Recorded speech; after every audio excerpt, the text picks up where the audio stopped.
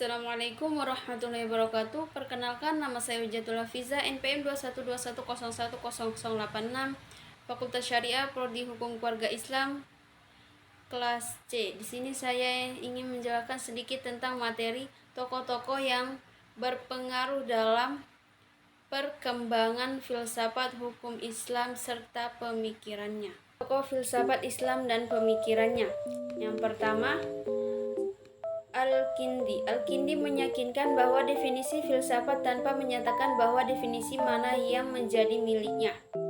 Yang disajikan adalah definisi-definisi dari filsafat terdahulu, itu pun tanpa menegaskan dari siapa diperolehnya. Yang kedua, Al-Farabi, Al-ilmu bil mawjudat bima hiya al-mawjudat, yang artinya suatu ilmu yang menyelidiki hakikat sebenarnya dari segala yang ada. Al-Farabi berhasil meletakkan dasar-dasar filsafat ke dalam ajaran Islam. Dia juga berpendapat bahwa tidak ada pertentangan antara filsafat Plato dan Aristoteles, sebab kelihatan berlainan pemikiran, tetapi hakikat mereka bersatu dalam tujuannya. Pola pikir pada bidang mantik dan fisika. Al-Farabi sependapat dengan alur pikir Aristoteles dalam bidang etika dan politik. Ia sependapat dengan Plato dan persoalan metafisika. Ia sependapat dengan Plotinus. Yang ketiga, Ibnu Sina. Ibnu Sina dalam hal filsafat, Ibnu Sina mengusahakan memadukan filsafat dan agama. Menurut nabi dan filosof menerima kebenaran dari sumber yang sama, yakni malaikat Jibril, yang juga disebut akal 10 atau akal aktif. Yang keempat, Al-Razi. Metode pemikiran adalah bersistem pengembangan daya intelektual. Apabila ada seseorang murid bertanya, maka pertanyaan itu tidak langsung dijawabnya, melainkan dilemparkan kembali kepada murid-murid lainnya yang terbagi kepada beberapa kelompok. Beliau juga membahas mengenai filsafat 5 kekal al-qadim. Yang kelima, Ar-Razi. Metode pemikirannya adalah bersifat mengembangkan daya intelektual. Apabila ada seseorang murid bertanya, maka pertanyaan itu tidak langsung dijawab, melainkan dilempar kembali pada murid-murid lainnya yang terbagi kepada beberapa kelompok. Yang keenam, Ikhwan al-Syafa'. Beliau menyatakan bahwa filsafat itu bertingkat-tingkat, yaitu cinta ilmu, mengetahui hakikat wujud-wujud menurut kesanggupan manusia, berkata dan berbuat sesuai dengan ilmu. Dapat disimpulkan bahwa golongan Ahwanus Safa tidak membagi filsafat amalan, melainkan bagian amalan ini keseluruhannya dimasukkan ke dalam bagian ketuhanan. Disampaikan itu mereka juga memasukkan politik, penabian, dan ilmu keakhiratan pada partikel. Yang ketujuh, Al-Ghazali. Kerangka Al-Ghazali berjumlah lebih dari 100 buah. Karangannya meliputi berbagai macam laporan ilmu pengetahuan seperti ilmu kalam, fikih, tasawuf, akhlak, autobiografi. Sebagai besar karangnya adalah berbahasa Arab dan sebagiannya lagi berbahasa Persia. Yang ke-8, Ibnu Baja.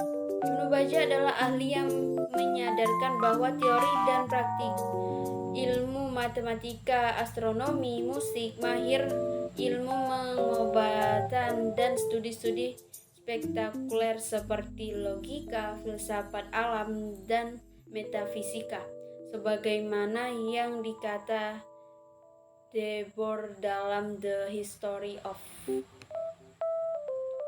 Yang kesembilan, Ibnu Tufail tentang dunia. Salah satu masalah filsafat adalah apakah dunia itu kekal atau diciptakan oleh Tuhan dari kegiatan atas kehendaknya.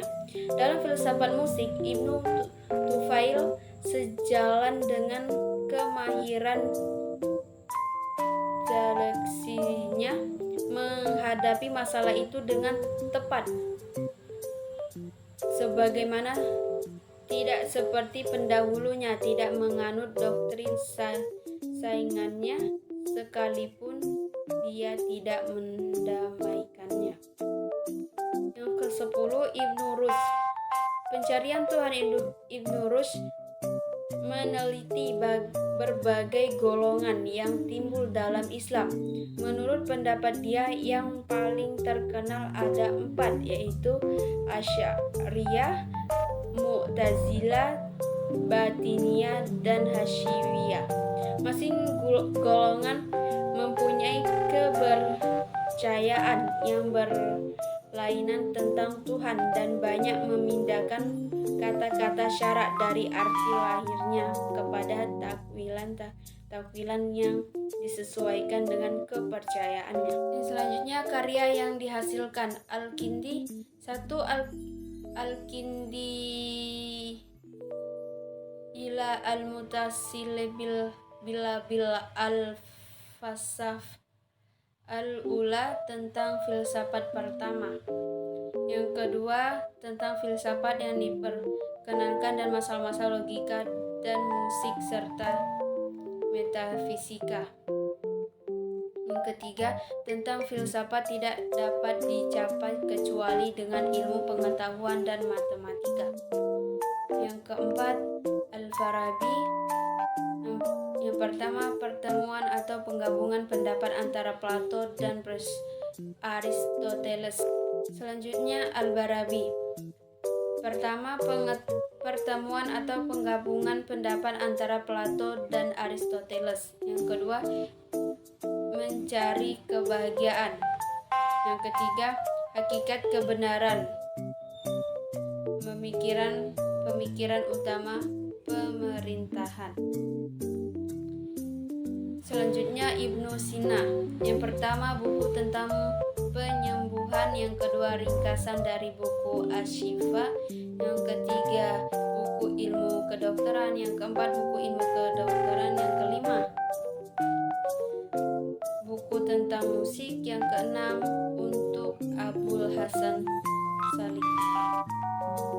Yang selanjutnya, Ar-Razi. A. At-Thahib Al-Ruhani. B. Al-Sirad Al-Dawalah. C. Amara Al-Iqbal Al-Daulah. D. Kitab Al-Zalzalah. E. Makalah fi Tabiyah. F. Al-Khusuf. Baiklah, sekian materi dari saya. Wassalamualaikum warahmatullahi wabarakatuh.